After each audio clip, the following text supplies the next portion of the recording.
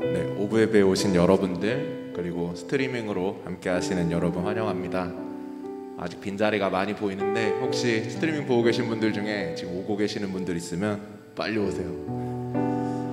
벌써 새성전에서 예배드린 지 3주째가 됐는데요, 아직도 실감이 잘 안 나고 그러네요. 솔직히 저는 새성전 들어가도 뭐 별거 다르겠어 하는 입장이었는데 막상 새 건물 또 새 장비들 보니까 들뜨고 기분이 좋기는 하더라고요. 근데 제가 축구를 되게 많이 좋아하는데요, 제가 좋아하는 선수 중에 아자르라는 선수가 있어요. 아자르라는 선수가 첼시라는 팀에서, 제가 좋아하는 팀에서 월드 클래스급의 활약을 하다가, 축구 좋아하시지 않는 분들도 레알 마드리드는 아시죠? 그 레알 마드리드의 호날두의 후계자 격으로 세계 최고의 대우를 받으면서 이적을 했어요. 근데 이적을 한 이후에 폼도 갑자기 떨어지고 자기 관리도 안 되는 모습을 보여주면서 되게 프로답지 못한 모습으로 사람들한테 놀림받고 쟤는 저기 들어가는 게 인생 목표였나 보다, 이제 들어갔으니까 축구도 안 하고 뭐 열심히 하지도 않으려나 보다라는 놀림감이 되어오고 있어요. 안타까운데 새성전 너무 좋아요. 너무 감사해요. 근데 여기 들어오는 게 우리의 최종 목표가 아니잖아요. 우리의 최종 목표는 이 새성전에서 더 마음껏 신앙생활하고 주님을 더 찬양하고 예배하는 게 우리의 목표잖아요. 이 시간에 우리가 이것을 다시 기억했으면 좋겠습니다. 우리의 기도가 새성전에 들어온 기쁨에서 끝나는 것이 아니라 이후에 이곳에서 실현될 이 주님의 계획을 기대하는 데까지 이어졌으면 좋겠습니다. 이 시간 우리가 감사의 기도와 함께 이곳에서 우리가 경험하게 될 그 하나님의 은혜의 시간들을 기대하면서 또 오늘 예배를 주님께 올려드리면서 예배를 시작했으면 좋겠습니다. 기도하시겠습니다. 감사합니다. 우리에게 부어주신 것들을 허락하시고 환경을 허락하시고 예배드릴 시간을 주시며 우리를 불러주시며 감사합니다. 주님, 우리가 이것을 감사해서 끝나는 것이 아니라 하시는 것들을 생각하고 우리가 앞으로 해나갈 것들을 기대하며 아버지 주님께서 우리에게 부어주실 그 은혜들을 기대하며 나아갔으면 좋겠습니다. 찬양하고 더 감사하고 기뻐하며 나아가겠습니다. 또한 이곳에서의 예배들이, 이곳에서의 헌신들이, 생활들이 끝까지 이어질 수 있도록 도우시옵소서.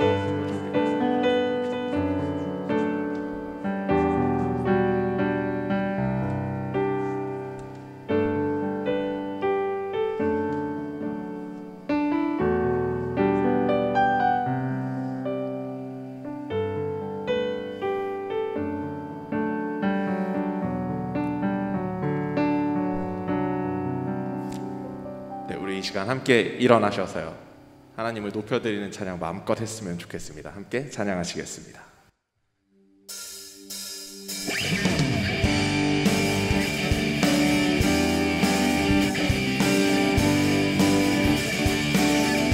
이 세상의 무용보다, 이 세상의 무용보다, 이 세상의 좋은 친구보다, 날 꾸미는 것보다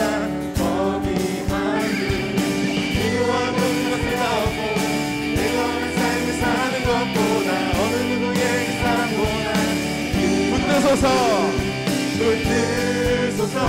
주님 나를 놓지 마소서. 내 영혼 비추시고, 내 영혼 비추시고 내게 생명 주시니 주의 사랑 넘쳐 나의 마음을 여주네. 주님만 영원히 사랑해. 나의 사랑 멈추. 주님만 영원히 사랑해.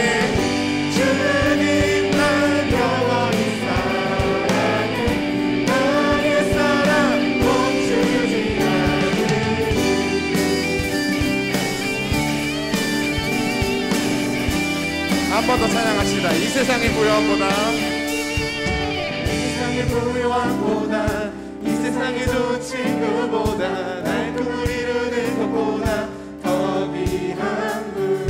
무효한 모든 것을 하고 내 거는 삶을 사는 것보다, 어느 누구에게 사랑보다. 한 번 더. 이 세상의 무효함보다, 이 세상의 무효함보다, 이 세상의 좋은 친구보다, 날 꿈을 이루는 것보다 귀한 분. 이루한 모든 것을 다 얻고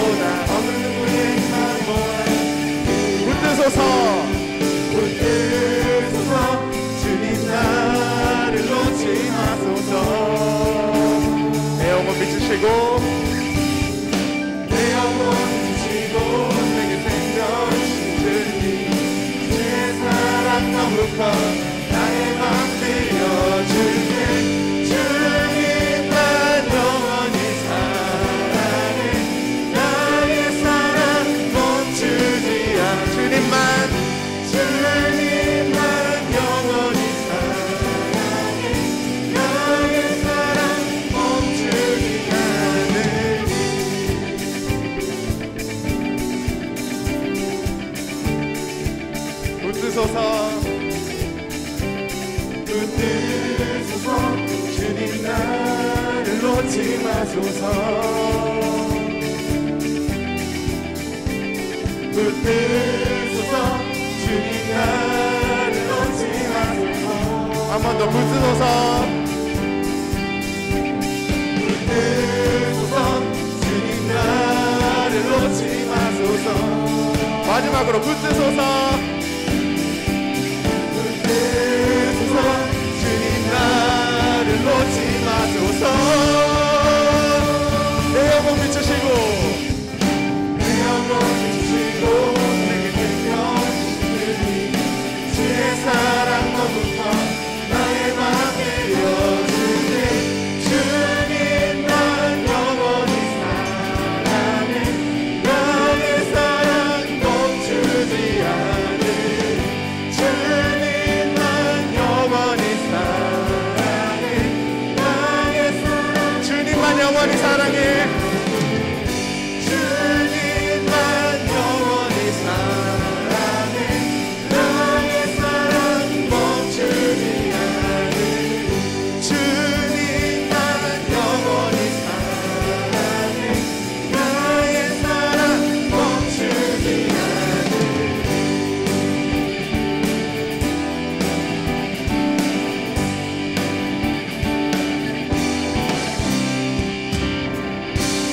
아멘.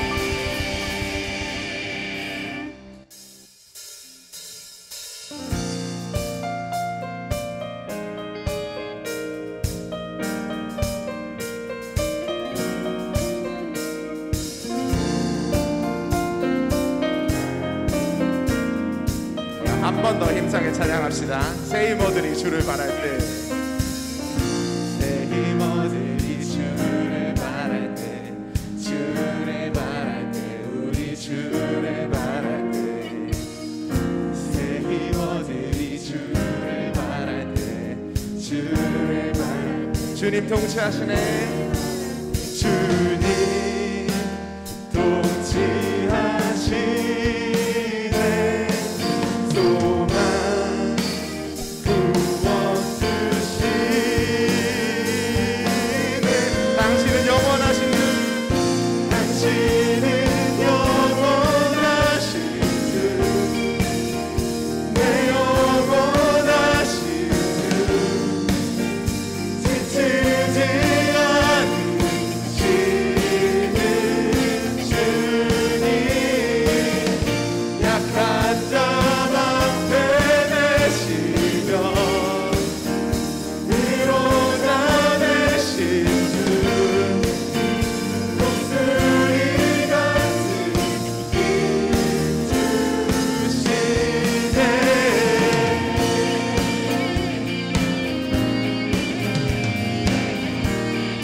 한 번 더 새 힘어들이 주를 바랄 때. 새 힘어들이 주를 바랄 때. 주를 바랄 때. 우리 주를 바랄 때. 새 힘어들이 주를 바랄 때. 주를 바랄 때. 새 힘어들이 주를 바랄 때. 새 힘어들이 주를 바랄 때. 주를 바랄 때. 주를 바랄 때. 새 힘어들이 주를 바랄 때. 주님 통치하십니다. 주님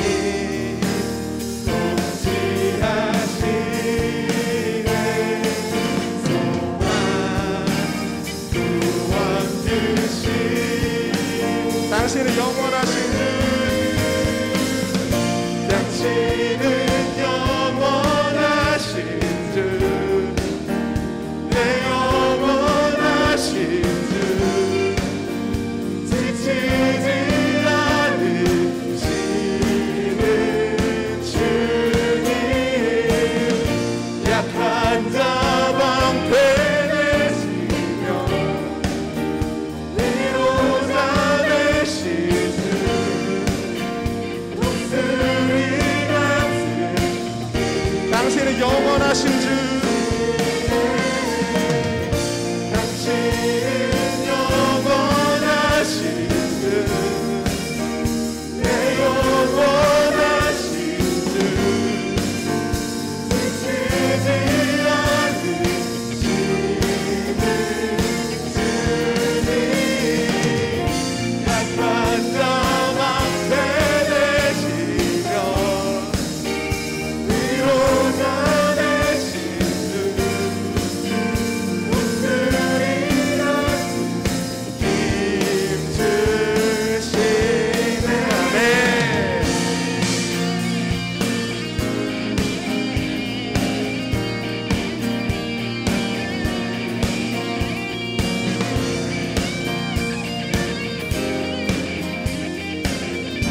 찬양합시다. 주님 통치하시네.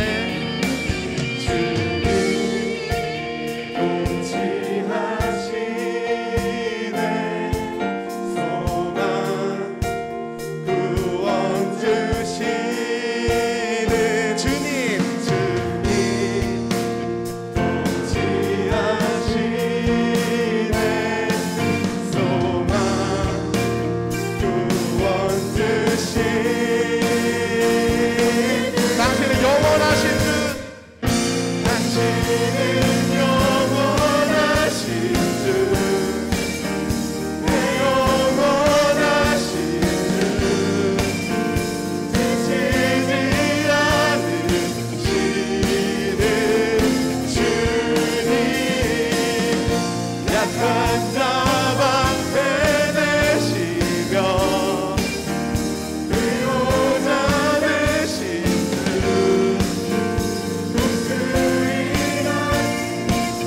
영원하신 주 시네. 당신은 영원하신 주, 내 영원하신 주, 지치지 않으시는 주님. 약한 자 방패 되시며 위로자 되신 주,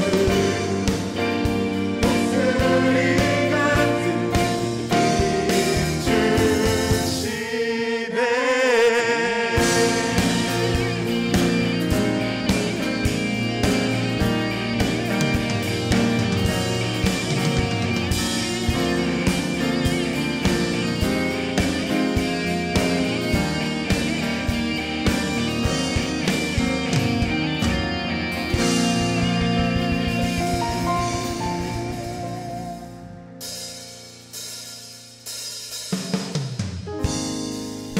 우리 영원하신 주 앞에 좀 더 겸손하게 찬양하며 나아가겠습니다.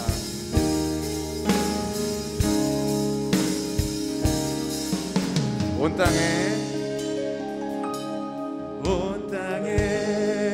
주인 되신 주님이 내 이름 아시며 상한 맘 돌보네.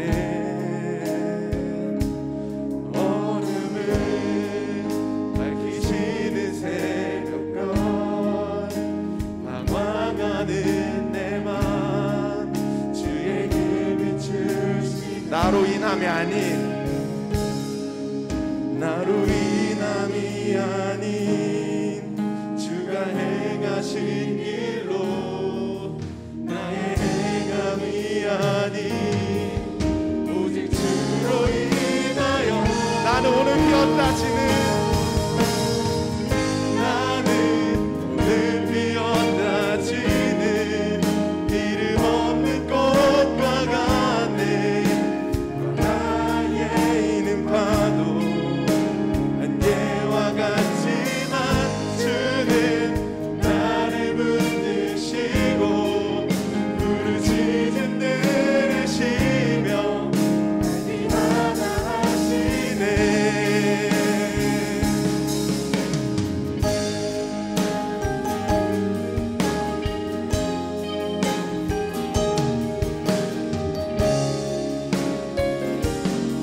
주님은 나의 죄를 보시고, 주님은 나의 죄를 보시고 사랑의 눈으로 날 일으키시네. 바다를 잠잠하게 하시는 내 영혼의 폭풍 고요케 하시네. 나로 인함이 아닌, 나로 인함이 아닌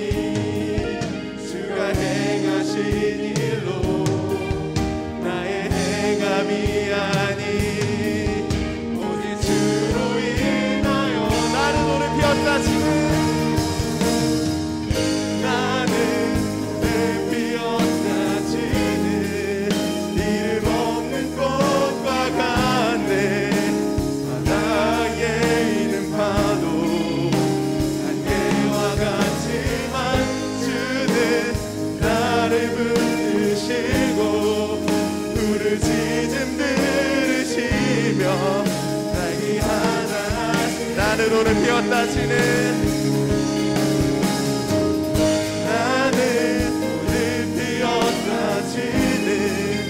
이름 없는 꽃과 같네 바다에 있는 파도 안개와 같지만 주는 나를 붙드시고 부르짖음 들으시며 날개 하나 고백합시다. 나 오직 주의 것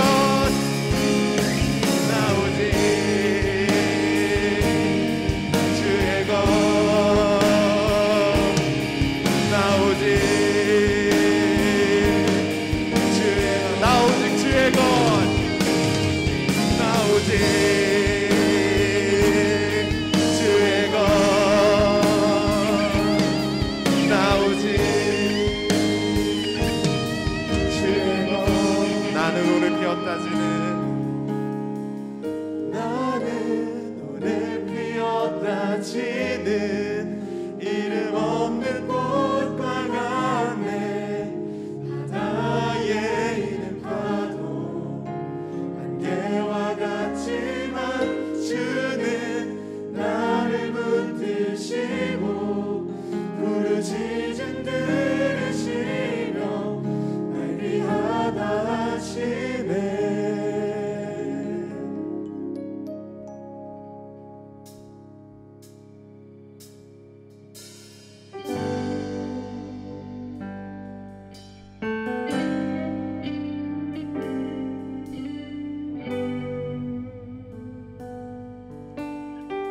아버지 사랑 내가 노래해. 아버지 사랑 내가 노래해.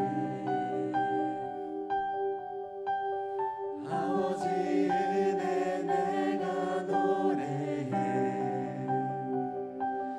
그 사랑 변함없으신 거짓없으신 성실하신 그 사랑 상한 갈 때 꺾지 않으시는 상한 갈 때 꺾지 않으시는 꺼져가는 등불 끄지 않는 그 사랑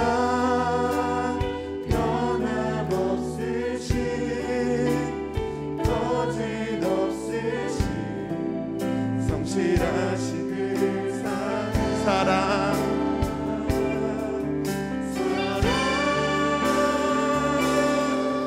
그 사랑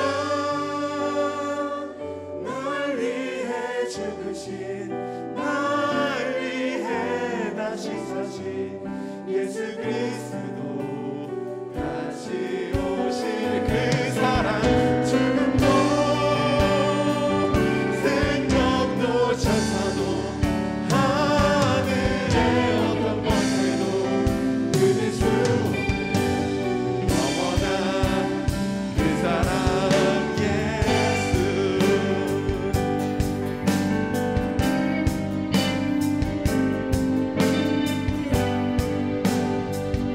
한 번 더 찬양합시다. 아버지 사랑 내가 노래해. 아버지 사랑 내가 노래해. 아버지 은혜 내가 노래해.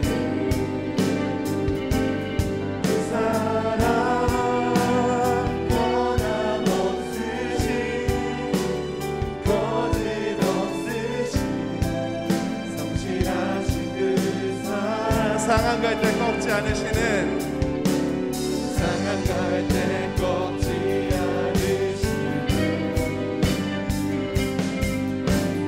꺼져가는 등불 끄지 않는 그 사랑 변함없으신 거짓없으신 성실하신 그 사랑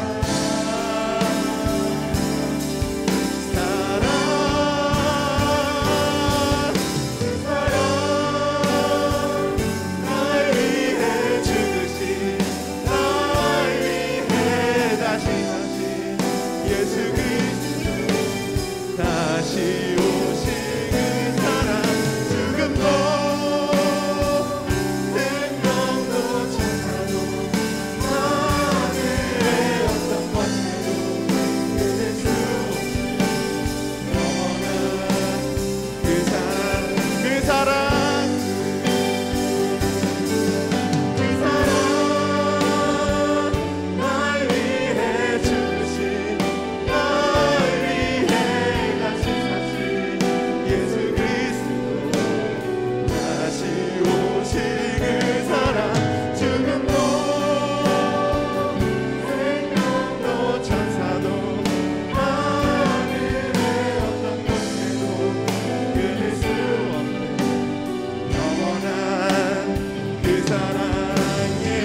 밤이나 낮이나 밤이나 낮이나 오늘나 오늘도 영원히 주만 찬양해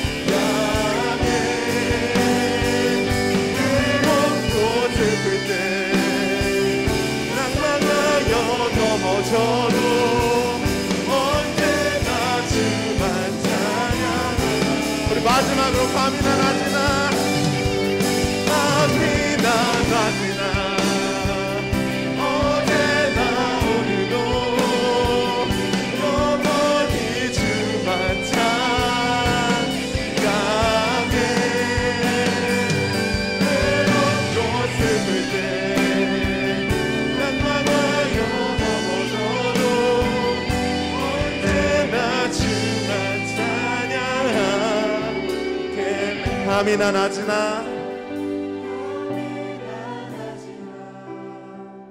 어제나 오늘도 영원히 주만 찬양해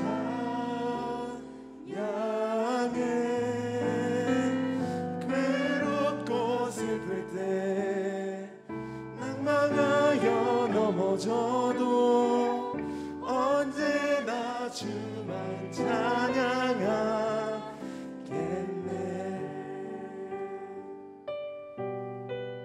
우리의 찬양이 밤이나 낮이나 상황과 조건에 상관없이 계속되어야 할 것입니다. 여러분의 삶이 지금 어두운 밤을 지나고 있다면 다른 어떤 것에 의지하는 것이 아니라 주님께 의지함으로 그 상황을 이겨냈으면 좋겠습니다.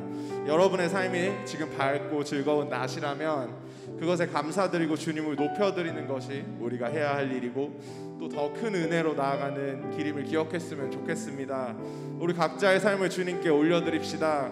우리 삶이 어떤 상황이건 하나님을 향한 찬양이 끊이지 않을 수 있게 해달라고 매 순간 하나님을 바라보고 의지할 수 있는 믿음을 구하시면서 나아갔으면 좋겠습니다. 기도하시겠습니다. 주님 감사합니다. 아버지 아버지 안에서도 어떤 상황이든 당신을 바라보고 의지하고 기대할 수 있는 아버지 그것을 마련하시길 감사합니다. 주님 우리가 일어나 그것을 보지 못하지만 아버지 항상 그곳에 계시니 당신을 기억하게 하시옵소서.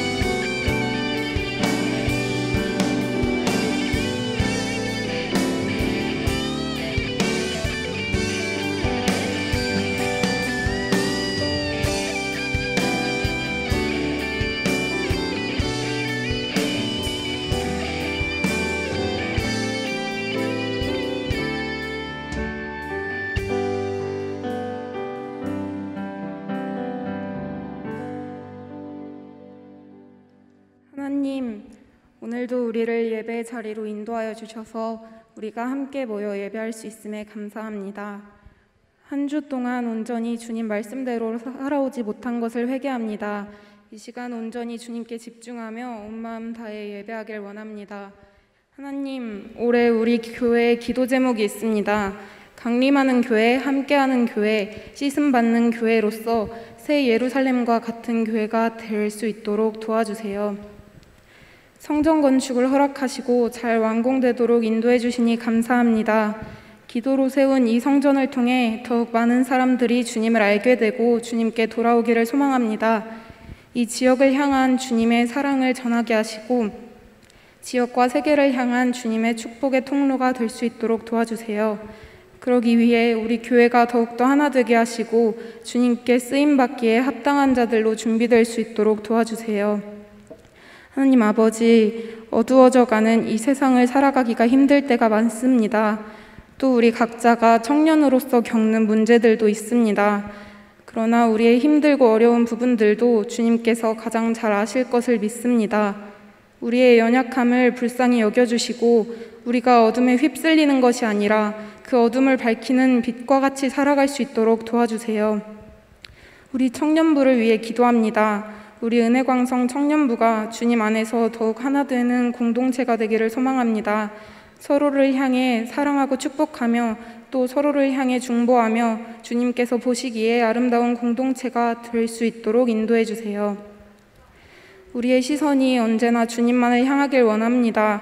진리와 진리가 아닌 것을 분별하게 하시고 헛된 것을 멀리할 수 있도록 도와주세요. 이 시간 말씀을 전하시는 여민진 강도사님의 입술에 권능을 더하여 주시고 주님께서 우리에게 주시는 말씀을 잘 듣고 한 주간을 살아갈 수 있도록 은혜 더하여 주세요. 찬양팀과 방송팀, 임원들을 비롯하여 예배를 위해 힘쓰는 이들에게 주님의 위로와 평안을 더해 주세요. 예배의 시종을 주님께 맡깁니다. 살아계신 예수님의 이름으로 기도합니다. 아멘.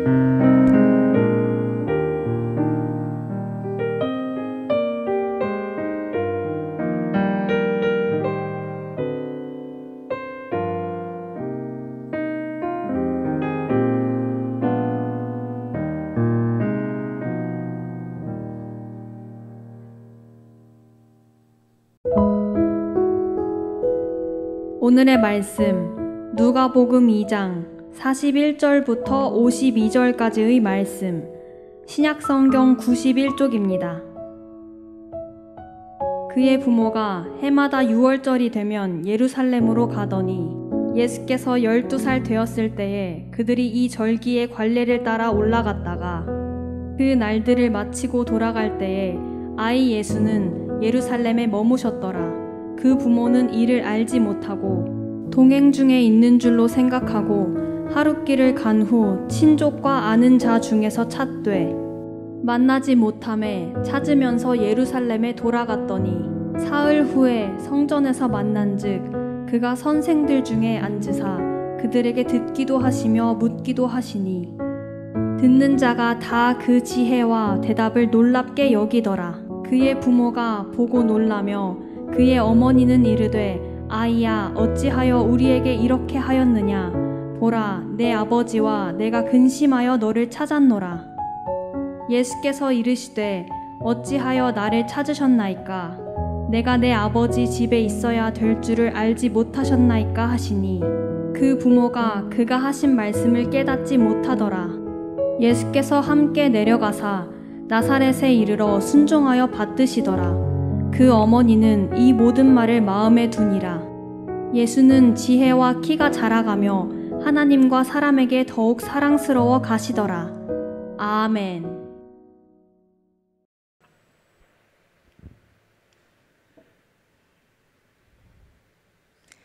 네, 오늘도 우리가 있어야 할 자리에 오신 여러분들을 축복합니다.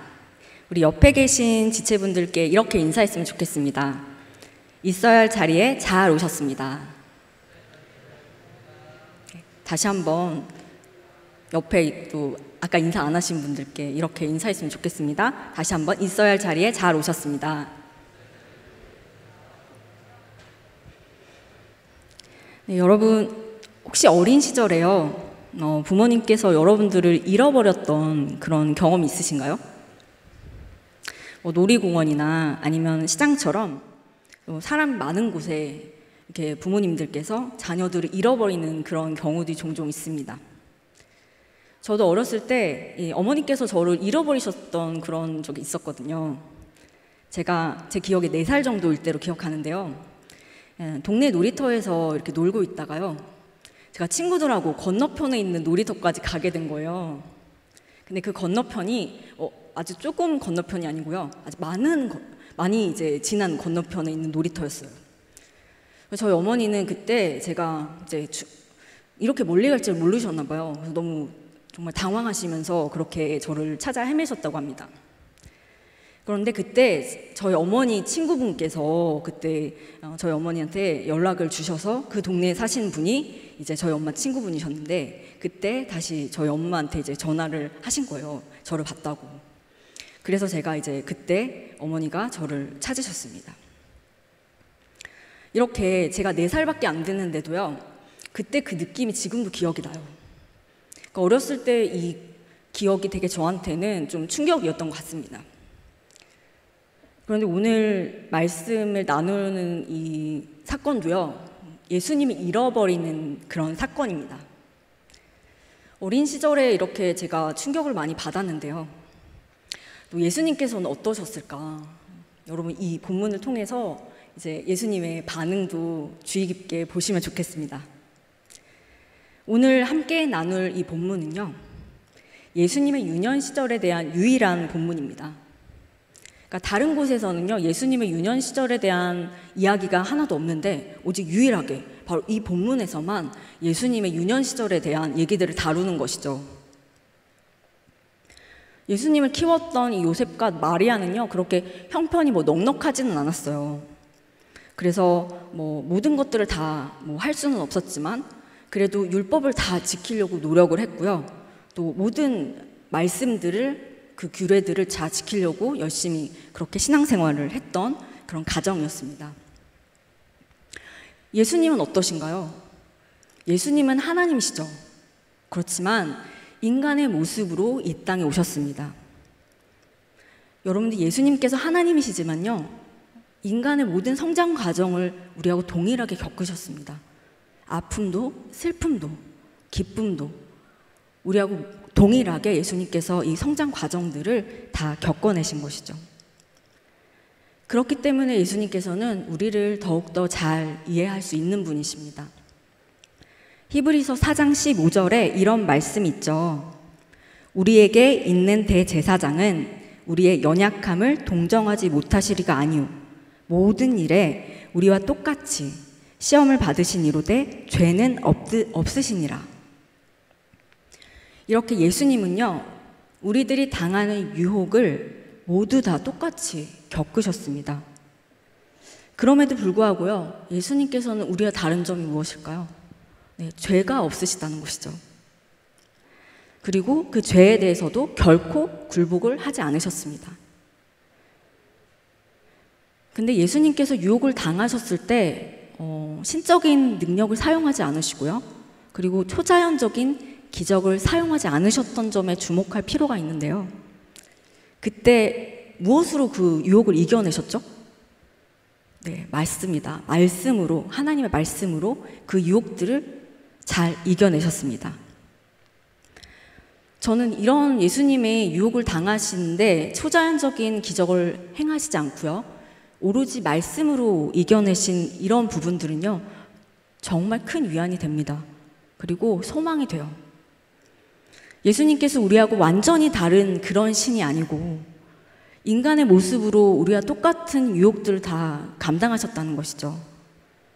오로지 하나님의 말씀으로 이것들을 잘 이겨내셨다는 것, 이 모습은요, 어쩌면 우리가 살아갈 때 이런 유혹을 겪게 될 때요, 예수님이라면 이럴 때 어떻게 하셨을까를 고민해 볼 수 있는 그런 근거가 되는 것이죠. 오늘 12살의 예수님을 만날 겁니다. 12살의 예수님은 어떤 모습이셨는지 우리가 더 예수님의 어린 시절도 알아가기 원합니다. 그리고 이 말씀을 통해서 우리가 있어야 할 그 자리에 있는지 점검하는 그런 귀한 은혜의 시간이 되기를 바랍니다. 오늘 본문의 배경은요, 6월절입니다. 우리 41절과 42절 우리 같이 읽어보실까요? 41절과 42절입니다. 그의 부모가 해마다 6월절이 되면 예루살렘으로 가더니 예수께서 12살 되었을 때 그들이 이 절기의 관례를 따라 올라갔다. 여러분, 이 본문의 배경이 6월절이라고 말씀드렸죠. 네, 6월절은요, 이스라엘의 3대 명절 중에 하나입니다. 초막절이 있고요. 3대 명절 중에 초막절이 있고 또 6월절이 있고, 제가 지난번에 성령 강림주일 때 설교를 했던 배경인 이 오순절, 이 세 가지가 바로 이 유대의 3대 명절입니다. 그러니까 이 6월절은요, 우리 지금으로 말하면 설날이나 뭐 추석쯤 되는 그런 명절입니다. 그러니까 얼마나 많은 사람들이 모였겠어요. 6월절의 그 가장 중요한 의미는요, 출애굽 사건을 나타낸다는 거예요. 출애굽 사건을 기념하는, 그때마다 기념하는 그런 절기라는 것입니다. 이 유대 그 6월절을요, 영어로 하면은 뭘까요? 여러분 많이 아시죠? 네, 패스오버이죠. 넘어간다라는 뜻입니다. 당시에 그 이스라엘 백성들이요, 이집트 노예로 고통당하고 있을 때 하나님께서 이 모세를 통해서 그 이스라엘 백성들을 이집트에서 이제 출애굽 시킬 것을 말씀을 하셨습니다. 그때 이집트에 10가지 재앙이 10가지 재앙이 내립니다. 그런데 10가지 재앙을 통해서 이렇게 이집트에 있는 이스라엘 사람들이 그곳을 나오게 되죠. 그런데 9째 재앙까지도 이 이집트의 바로 왕은 마음을 바꾸지 않습니다. 그럴 때 10번째 재앙이 바로 이 6월절의 근거가 되는 재앙인데요. 네, 모든 장자들의 생명을 빼앗아 가는 것입니다. 근데 안타깝게도 이 6월절에는 이 이스라엘 민족도요, 사실 이 재앙의 범위 안에 있었죠. 그렇기 때문에 재앙을 받지 않을 어떤 방법이 있어야 할 텐데요. 그때 하나님께서 알려주신 거죠. 모세에게요. 이스라엘의 장자들이 죽지 않을 방법은요, 이 양의 피를 문설주와 임방에 바르면 이스라엘의 장자들은 죽지 않을 것이다. 그 죽음을 넘어갈 것이다. 라는 그런 의미입니다.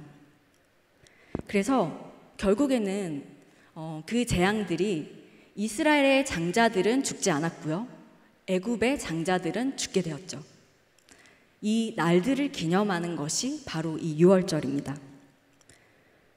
그래서 이 6월절에요, 이스라엘 백성들은 또 유대인들은 1년에 한 번은 이 명절, 이 6월절을 지키려고요, 예루살렘의 성전으로 모여야만 했어요. 그래서 이곳에 모여서 하나님께 제물을 드리고 예배를 드리는 그런 행사가 있었던 것입니다. 그래서 당시에 이 유대인들은요, 이 6월절을 지키기 위해서 먼 지방에서부터 예루살렘 성전으로 순례의 길을 와야만 했어요. 그런데 이 포로기 이후에 다 흩어져 있는 유대인들이 예루살렘으로 모이는 것은요, 결코 그렇게 쉬운 일은 아니었습니다. 그런데 41절에 보면 그의 부모가 해마다 6월절이 되면 예루살렘으로 가더니 라고 기록된 것을 보면요, 예수님의 육신의 부모인 이 마리아와 요셉은 이 해마다 예루살렘에 가서 6월절을 지켰던 아주 경건한 그런 그리스도인임을 우리가 알 수가 있습니다. 게다가요, 이 당시에 6월절에 참석 대상이 있었어요. 그 대상은 바로 이 13세 이상의 남자 성인이었습니다. 이 가운데 여자는 들어가지 않았고요, 13세가 이하가 되는 그런 남자들도 이 대상에 포함되지 않았어요. 그러니까 이 마리아와 예수님은 사실 이 6월절에 오지 않아도 되는, 즉 참석 대상이 아니었던 거예요. 그런데 지금 6월절을 지키기 위해서 해마다 왔다고 말하고 있잖아요. 굉장히 신앙심이 깊었던 부모라는 것을 알 수 있죠. 그런데요, 그들이 이렇게 6월절에 되면 해마다 예루살렘에 올라갔던 그런 익숙한 여정 속에서요, 늘 하던 대로 절기의 전례를 쫓아갔다가요, 생각지도 못한 사건을 경험하게 됩니다. 그것이 바로 오늘 나눌 예수님이 잃어버린 그런 사건입니다. 이 표준 세번역본에 보면요, 해마다 예수께서 12살이 되는 해에도 이렇게 기록되어 있어요. 그러니까 매년 이것이 반복됐다라는 것을 나타나는 그런 문장입니다. 예수님께서 12살이 되는 해까지요, 매번 이런 같은 상황에 반복적으로 이 일들을 경험하게 된다는 것을 말해주고 있는 것이죠. 여러분, 반복하면 어떤 일이 일어날까요? 반복하면요, 반복하면 굉장히 익숙해집니다. 그래서 이게 반복을 계속 경험하다 보면 익숙해지고, 그것이 곧 경험이 되고요, 나중에 이게 노하우가 되고요, 나중에는 이게 관록이 됩니다. 그러니까 점점점 이렇게 반복적인 생활이 계속되다 보면 나중에는 이 관록이 되어서 가장 중요한 본질을 놓칠 수가 있다는 것이죠. 오늘도 마찬가지입니다. 이렇게 반복되는 일상, 이런 삶 속에서요, 정작 가장 중요한 예수님을 놓쳐버린 거예요. 절대로 잊어버리지 말아야 할 예수님을 놓쳐버리게 된 것입니다. 그렇다면 왜 이런 일이 발생했을 건가요? 43절과 44절 말씀을 우리 같이 읽어보시겠습니다. 43절과 44절 말씀입니다. 그 날들을 마치고 돌아갈 때 아이 예수는 예루살렘에 머무셨더라. 그 부모는 이를 알지 못하고 동행 중에 있는 줄로 생각하고 하룻길을 간 후 친족과 아는 자 중에서 찾되. 네, 오늘 예수님이 잃어버린 사건이 일어난 그 시점을 한번 여러분 잘 보시겠어요? 43절을 보면은 그 날들을 마치고 라고 말하고 있습니다. 지금 이 표현을 보면요, 예수님께서 가족들과 함께 유월절을 지키는 이 일주일의 규례를 다 지켰다라는 걸 의미하고 있어요. 그러니까 다 마치고 온전히 다 지켰다는 거예요. 이 유월절 행사는요, 하루만 했었던 게 아니에요. 일주일이나 했었습니다. 그래서 이 마치고라는 단어는요, 이 헬라어로 완전히 성취하다, 이런 뜻을 가지고 있어요. 그러니까 사실 이 당시에는요, 유대인의 명절을 온전히 다 7일 동안 지킨다는 건 상당히 어려운 거였어요. 그래서 7일 중에서 중간에 누가 가더라도요, 뭐라고 하기가 굉장히 어려울 만큼 그 정도로 다 지키기가 어려웠던 것이죠. 그런데 이 마리아와 요셉은요, 온전히 이 유월절을 지켰다라는 걸 의미하고 있어요. 그런데 이렇게 온전히 지켰던 바로 그때 예수님이 잃어버린 거예요. 하나님 앞에 내가 온전히 특별한 헌신이 이루어진 바로 그때, 내가 모든 것들을 다 마쳤다고 생각했을 때, 만족감을 누릴 그때 바로 예수님이 잃어버리게 된 발단이 된 것입니다. 여러분, 사실 이때를 주의하셔야 합니다. 우리 인생에서는요, 때때로 우리가 모든 것을 마쳤다고 생각할 때 방심할 때가 되거든요. 왜냐하면 이 완성의 단계를 거치고 나면은 우리가 태도가 변하게 돼요. 태도의 결핍을 드러내게 되는 것입니다. 우리가 이룬 모든 성취, 우리가 모두 이룬 완성, 이런 누림 앞에서요, 사람은 적당한 안정감을 느끼게 돼요. 그리고 안도감을 느끼게 되는 것이죠. 아, 나는 모든 것을 다 완성했어. 나는 이제 이뤘어. 뭐 이런 감정인 것입니다. 여러분, 이렇게 적당한 안정감과 안도감을 느낄 때 여러분, 이때를 경계해야 하는 것입니다. 내 자신의 성취에 대한 그런 만족과 그런 누림이요, 인생의 큰 위기가 될 수 있다는 사실을 여러분 늘 명심하시기 바랍니다.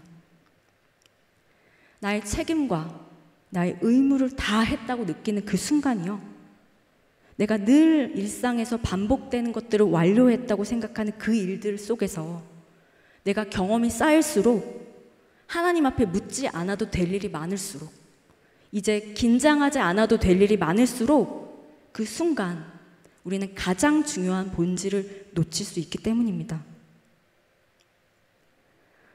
누구나 처음에는요, 적당한 긴장감을 가지고 시작합니다. 그런데 여러분, 두 번째는 어땠어요? 처음하고는 좀 다른 것들을 많이 경험하지 않으셨어요? 내가 이전에 했던 것들을 그대로 답습하거나요, 이미 해왔던 방식으로 그것을 대처할 때가 너무나 많은 것을 보게 됩니다. 이미 내가 해왔던 방식으로 하다 보니까요, 그것을 점점 많이 할수록 그게 매뉴얼화가 되어가는 것이죠. 나중에는요, 그 패턴이 공식까지 됩니다. 이런 상황은 우리의 영적인 생활과도 너무나 관련이 깊습니다. 오늘 요셉과 마리아도요, 만약에 예수님을 초행길에서 이렇게 같이 갔다면 굉장히 민감하게 예수님을 돌보았을지도 모르죠. 그리고 철저한 준비를 했을 것입니다. 처음이니까요. 처음에는 분명히 요셉과 마리아도요, 종교적인 관습으로 이것을 여기진 않았을 것입니다. 유월절에 예수님과 동행하며 기쁨을 느끼고 살아있는 임재를 체험했을 거예요. 하지만 반복되는 삶 속에서, 그 예배 속에서 나의 행동 방식이 결정되고 내가 경험에 모든 것들을 다 맡겨버릴 때 민감함을 잃어버리게 되는 것이죠. 그래서 내가 이미 이루어진 그 은혜 위에 모든 것들을 쌓아 올리려는 욕심까지 생깁니다. 우리는 이런 태도를 늘 점검해야 합니다. 유월절은요, 누가 주인공이시죠? 예수님이 주인공이십니다.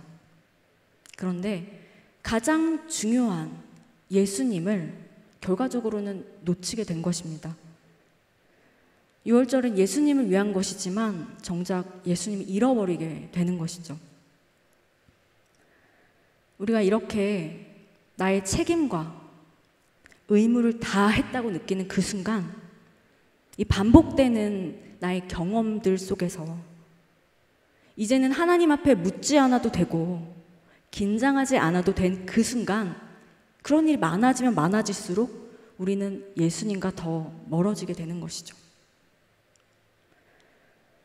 이 장면에서요, 여러분이 가장 먼저 놀라실 것은 바로 이거였을 것 같아요. 제가 말씀을 묵상하면서도 좀 이해가 안 되는 부분들이 있었거든요. 그건 바로 이 마리아와 요셉이 예수님이 있는지 확인도 하지 않은 채 그냥 집으로 돌아갔던 장면이었어요. 처음에는 저도 어떻게 부모가 돼서 자녀가 있는지 없는지도 확인도 안 하고 이렇게 집에 갈 수가 있지? 이렇게 생각을 했었거든요. 그런데 이 말씀을 준비하면서 보니까 주석을 찾아보니까 당시의 그 시대적 배경이 그랬어요. 그러니까 지금은 우리 가족 공동체가 굉장히 협소하잖아요. 그런데 당시에는요, 이 가족 공동체 개념이요, 지금보다 굉장히 확장된 개념이었어요.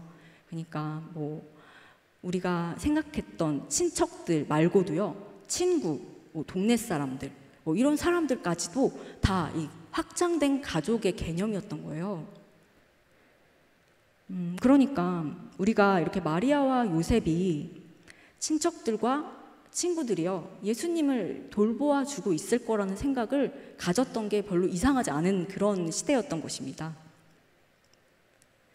그래서 유월절에 올 때마다요, 이렇게 늘 이 친척들과 또 이 친구들, 그리고 동네 사람들이 예수님을 늘 돌봐줬던 거예요. 그러니까 뭐 이런 생활들이 12년 동안 반복됐다고 생각해 보세요.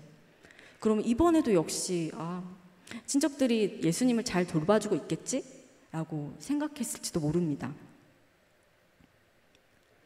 그런데요, 아무리 그 당시 생활이 뭐 그렇다고 해도요, 자녀를 잃어버린지도 모른 채 이렇게 집으로 갔던 이들의 모습은요, 쉽사리 이해는 가지 않습니다.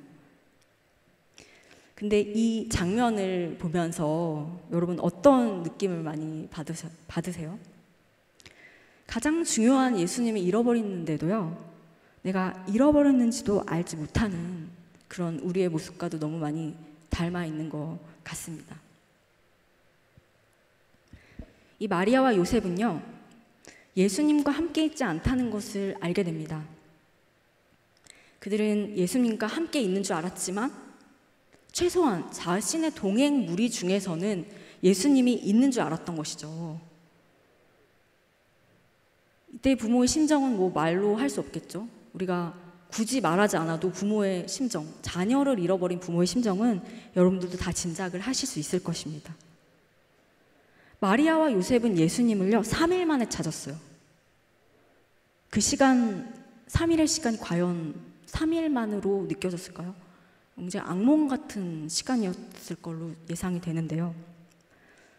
예수님은 어떤 존재였나요? 요셉과 마리아에게 예수님은요, 예언을 받아가지고 난 하나님의 아들이잖아요. 그 아들을, 그냥 아들도 아니고 하나님의 아들을 잃어버렸던 심정, 5만 가지 생각이 아마 다 들었을 것입니다. 이 예수님을 찾지 못할 수도 있다는 그 두려움과 절망과 싸우면서 이 시간을 보냈을 거예요. 48절에 보면은 마리아가 예수님한테 뭐라고 말하냐면, 근심해서 너를 찾았어. 내가 널 근심해서 찾았다. 이런 말이 나옵니다. 48절을 제가 읽어볼게요. 그의 부모가 보고 놀라며 그의 어머니는 이르되, 아이야, 어찌하여 우리에게 이렇게 하였느냐? 보라, 내 아버지와 내가 근심하여 너를 찾았노라. 근심하여 너를 찾았다라고 번역된 이 표현은요, 다른 번역본을 보니까 고통 속에서 너를 찾았다 이렇게 번역되어 있더라고요. 이 표현은요, 이 누가복음에 등장하고요, 이 사도행전에 등장하는 표현입니다. 오직 이 누가가 이 표현을 잘 쓰는데요, 부자와 거지 나사로의 이야기에도 이 표현이 나옵니다. 누가복음 16장 24절에 보면은요, 지옥에 떨어진 부자가 이렇게 말합니다. 내가 이 불꽃 가운데서 괴로워하나이다. 이 괴로워한다는 말이요, 이 고통 속에서 너를 찾았다라는 표현과 동일한 표현인 것이에요. 이것은 지옥 같은 고통 속에서 내가 너를 찾아 헤맸다라는 말입니다. 나중에 누가가 기록했던 이 사도행전 20장 38절에 보면은요, 이 사도 바울이 에베소 장로들과 헤어지는 장면을 묘사하면서 서로 끌어안고 이렇게 눈물을 흘려요. 그러면서 이렇게 말합니다. 다시 그 얼굴을 보지 못하리라 말미암아 더욱 근심하였다. 여기서 이 근심하였다가요, 이 마리아가 예수님한테 말한 근심해서 너를 찾았어 라고 말했던 동일한 표현입니다. 누가는요, 이 단어를 분리되고 단절된 그런 격렬한 고통을 묘사할 때 이 단어를 썼어요.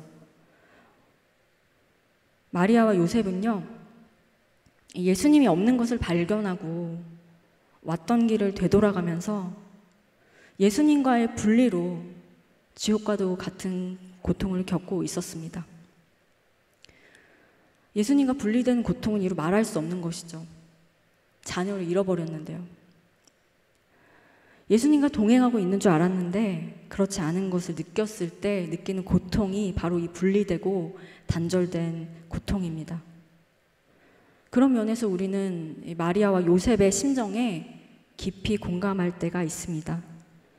본문의 표현들을 보니까요, 오늘 이야기는 누가복음의 엠마오로 가는 그 두 제자의 이야기와 연결되는 것을 발견하게 됩니다. 이 49절에서 말하는 예수님의 말씀의 표현들이요, 그 대목에서도 동일하게 등장합니다. 예수님이 잃어버린 줄 알고요, 깊은 낙담 속에서 엠마오로 가는 두 제자를 꾸짖으실 때 예수님께서도 동일한 표현을 하십니다. 제가 청년들을 신방을 할 때 이런 믿음의 가정에서 잘 자라온 청년들 중에서요, 이렇게 예수님을 잃어버린 당혹감을 표현하는 친구들이 적지 않습니다. 자기는 태어나서부터 교회에 다녔고 교회 문화 속에 익숙하니까요. 당연히 예수님과 동행하는 줄 알았는데 고등학교를 졸업하고 또 부모 곁을 떠나서 이제 세상과 맞닥뜨리면서 내가 지금까지 알아왔던 가치관과는 전혀 다른 세상의 가치관에 너무 당혹스러운 그런 당황하는 경험들을 하게 되는 것입니다. 처음에는 거기에 굉장히 반항도 많이 하고요. 버텨보기도 하지만 점점 그 문화에 물들게 되기 쉽다는 거죠. 처음에는 세상 문화가 굉장히 이질적이고 불편했는데요.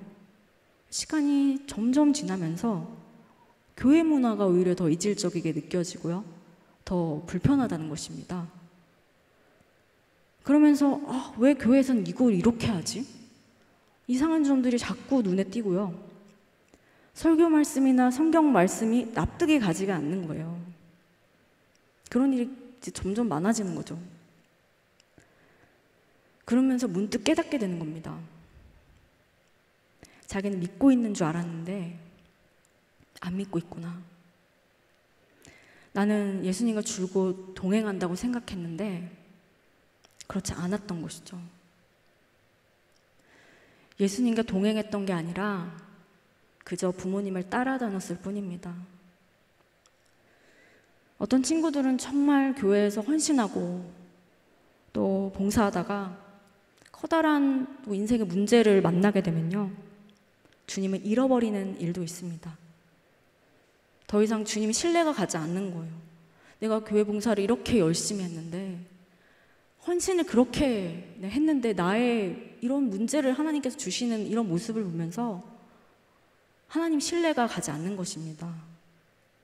왜 우리 가정에 이런 문제를 주시는지, 내가 이렇게 헌신했는데 하나님께서는 왜 나의 진로에 이런 문제를 주시는지, 더 이상 하나님께서 나에게 이런 것들을 허락해 줄 그런 하나님이라면 안 믿고 싶은 거예요.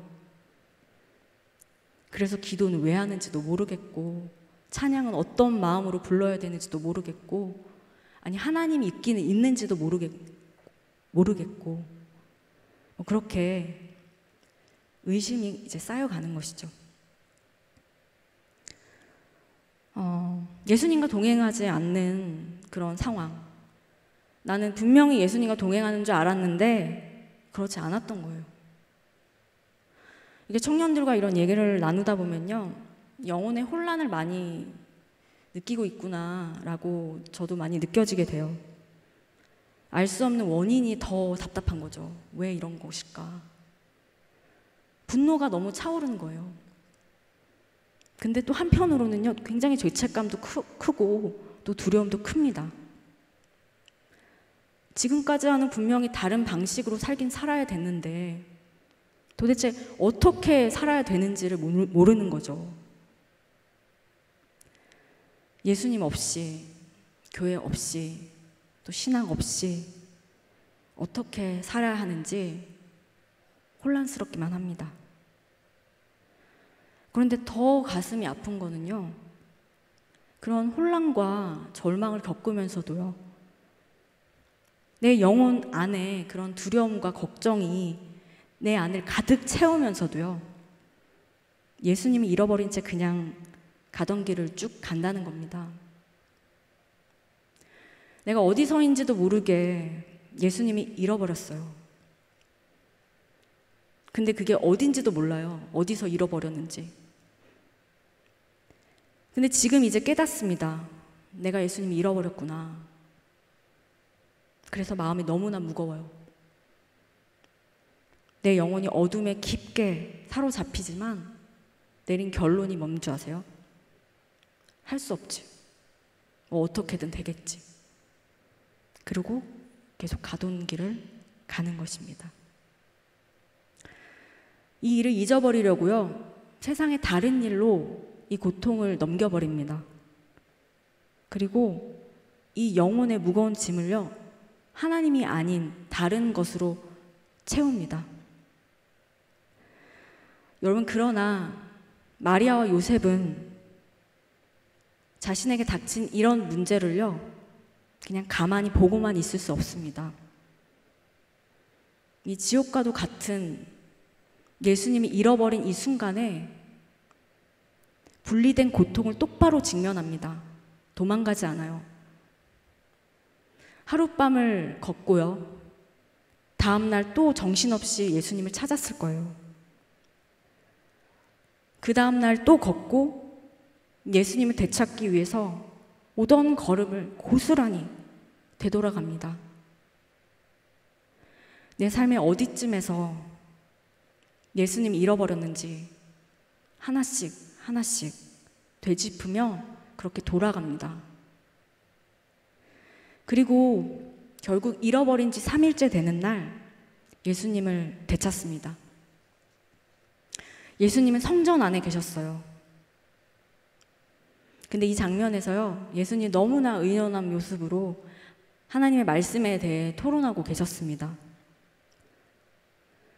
예수님은 마리아에게 이렇게 말씀하십니다. 49절입니다. 어찌하여 내가 내 아버지 집에 있어야 할 줄을 알지 못하셨나이까? 어찌하여 나를 찾으셨나이까? 내가 내 아버지 집에 있어야 할 줄을 알지 못하셨나이까? 이렇게 말씀하신 거예요. 내가 내 아버지 집에 있어야 될 줄 알지 못하셨나이까? 이것을 이제 다른 말로 하면요, 내 아버지의 일에 관계하여야 라고 번역할 수도 있습니다. 그런데요, 이 문장은 좀 이해가 안 되죠. 여러분 좀 이해가 안 되시죠? 본문에도 마리아와 요셉이요, 이 말을 잘 이해하지 못했어요. 저는 이 장면에서 12살이 과연 이런 말을 할 만한가? 약간 좀 12살 예수님 같지 않았고요. 정말 메시아 예수님을 보는 듯 했습니다. 결국요, 주님께서는요, 하나님 아버지의 집에 계셨고 그 하나님의 일을 하고 계셨습니다. 주님은 늘 아버지 하나님 속에 계셨던 거예요. 주님은 늘 그 자리를 떠나지 않고요, 늘 그곳에 아버지 있는 곳에 아버지 일을 하고 계셨습니다. 결국 우리가 주님을 잃어버린 것이 아니라요, 주님이 우리를 잃어버린 것이 아니라 우리가 주님을 잃어버린 것입니다. 왜냐하면 우리가 주님의 곁을 너무나 멀리 떠나 있었기 때문입니다. 여러분, 주님을 되찾으려면요, 주님이 계신 곳으로 가야 합니다. 주님의 임재를 갈망함으로 가야 해요. 그냥 가는 거 말고요, 임재를 갈망함으로 가야 한다는 거예요. 우리의 마음을 갈망으로 가득 채운 채 주님을 찾아가야 한다는 것입니다. 그렇게 주님의 임재를 갈망함으로요, 똑같은 예배의 자리지만 그 자리를 새롭게 하는 것이죠. 예배의 자리, 기도의 자리, 그냥 가는 것이 아니라 주님을 뜨겁게 만나기를 갈망하는 마음으로 그것을 찾아야 한다는 것입니다. 여러분, 본질로 돌아갈 때 주님을 만날 수 있습니다. 그분을 찾는 갈망으로 가득 찬 마음을 가진 채 주님이 있는 곳으로 갈 때, 그때 주님을 찾을 수 있는 것입니다. 예수님을 잃어버렸는데도 어디서 잃어버린지도 모른 채 살고 계시지는 않은가요? 호세아 선지자가 하나님의 말씀을 이렇게 대언했습니다. 호세아 6장 1절부터 3절의 말씀입니다. 오라, 우리가 여호와께로 돌아가자. 여호와께서 우리를 찢으셨으나 도로 낫게 하실 것이요, 우리를 치셨으나 싸매 주실 것임이라.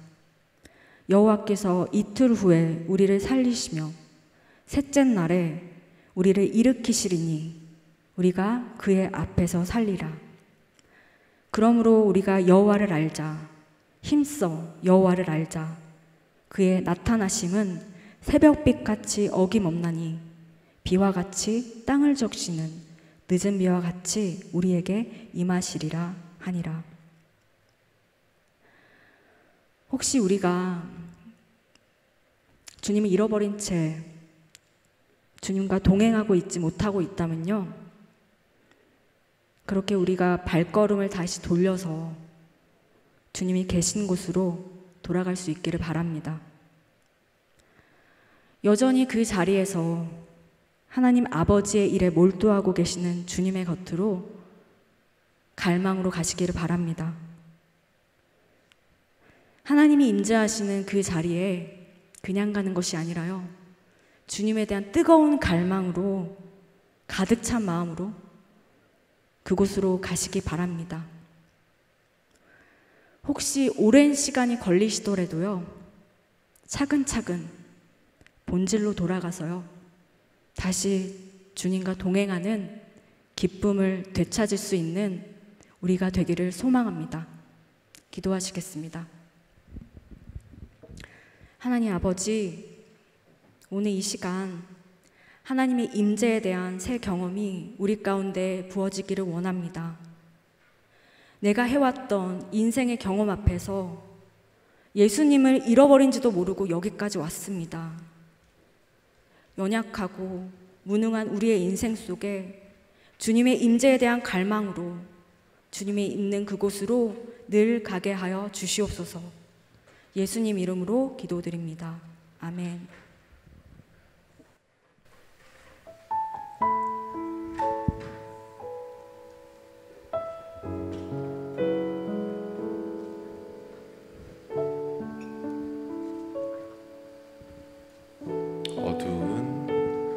어두운 침묵 속에서 또 난 믿네. 능하신 내 주님 일하고 계심을 보이지 않아도 들리지 않아도 약속하신 대로 행하고 계시네. 하지만 그리 아니야. 저도 믿네. 선하신 내 주님 나 사랑하시네. 나 바란 그대로 이뤄지지 않아도 기쁘신 뜻대로 이끄게 두셨네. 믿음에 믿음을 더하여 믿음에 믿음을 더하여 주님의 크신 선물들이 나를 고백을 주 사랑합니다. 마침내 주 얼굴 보네. 금에 가는 나니 나를 고백을 주 사랑합니다. 주 사랑합니다. 주 사랑합니다.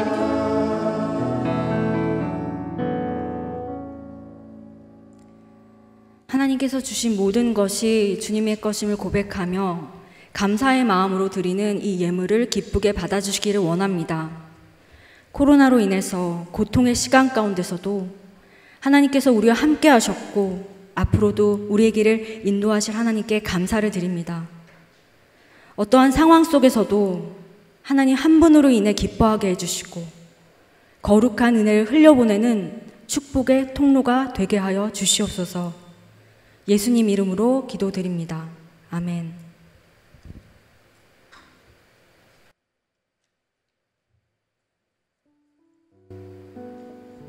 네, 광고 시간입니다.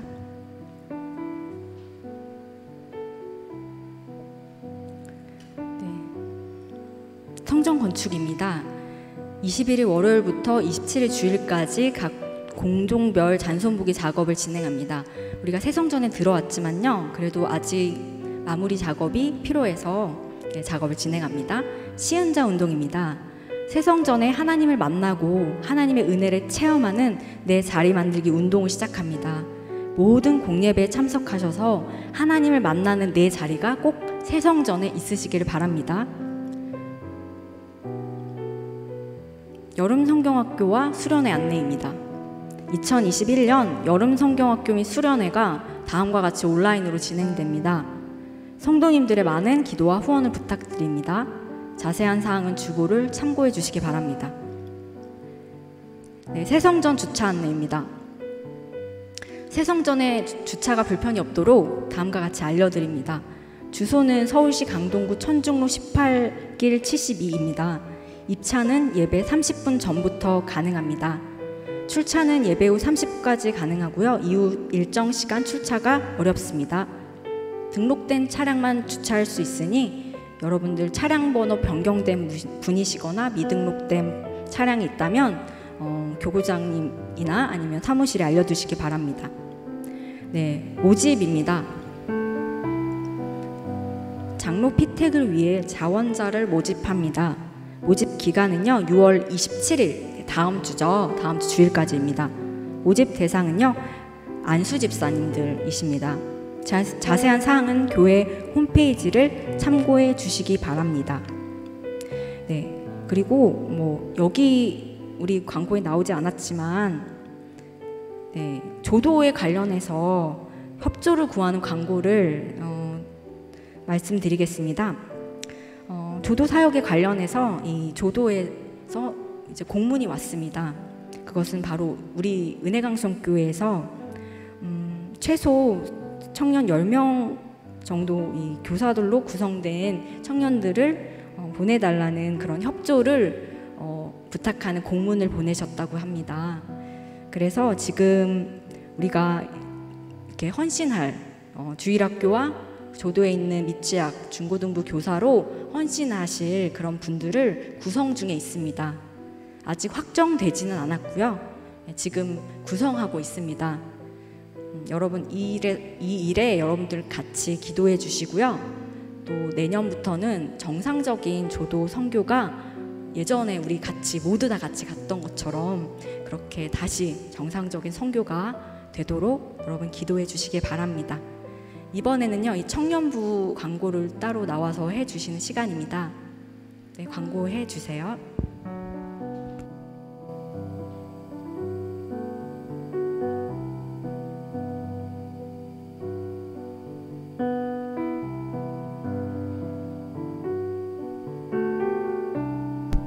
네, 안녕하세요. 오늘 광고를 맡은 청년 2부 이혜람입니다.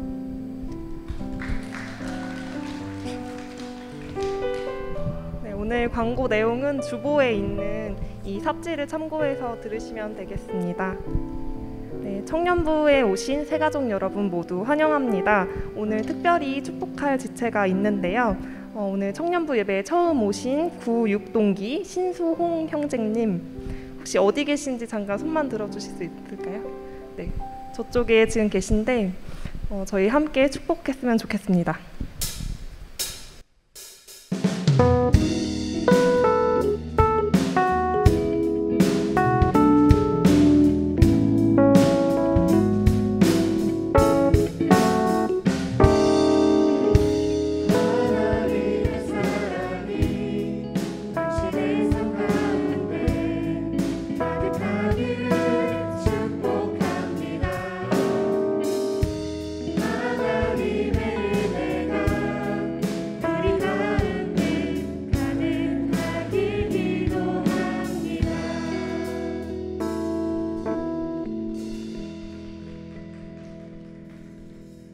네, 신수홍 형제님과 혹시 또 오신 새가족분이 계시다면 예배가 끝난 후에 본당 앞 새가족 안내 데스크로 와주시면 등록을 도와드리도록 하겠습니다.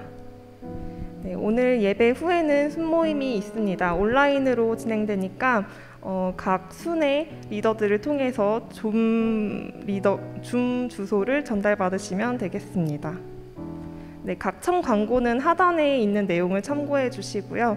마지막으로 청년 1부에서 기말고사 응원 선물을 준비했으니까요. 예배 후에 받아가시면 되겠습니다. 네, 이상으로 광고를 마치겠습니다. 네, 그럼 주기도문으로 오늘의 예배를 마치겠습니다. 하늘에 계신 우리 아버지, 아버지의 이름을 거룩하게 하시며 아버지의 나라가 오게 하시며 아버지의 뜻이 하늘에서와 같이 땅에서도 이루어지게 하소서. 오늘 우리에게 일용할 양식을 주시고 우리가 우리에게 잘못한 사람을 용서하여 준 것 같이 우리의 죄를 용서하여 주시고 우리를 시험에 빠지지 않게 하시고 악에서 구하소서. 나라와 권능과 영광이 영원히 아버지의 것입니다. 아멘.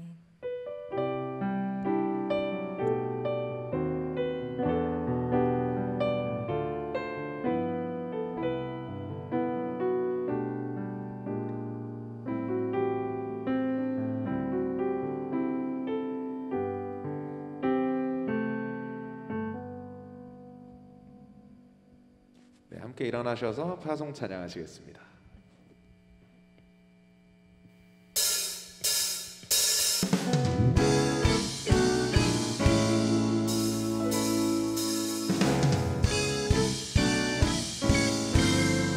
주와 같이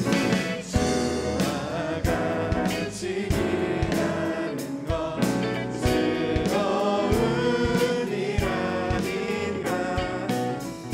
우리 주님 걸어가신 발자취 어린아이 같은 우리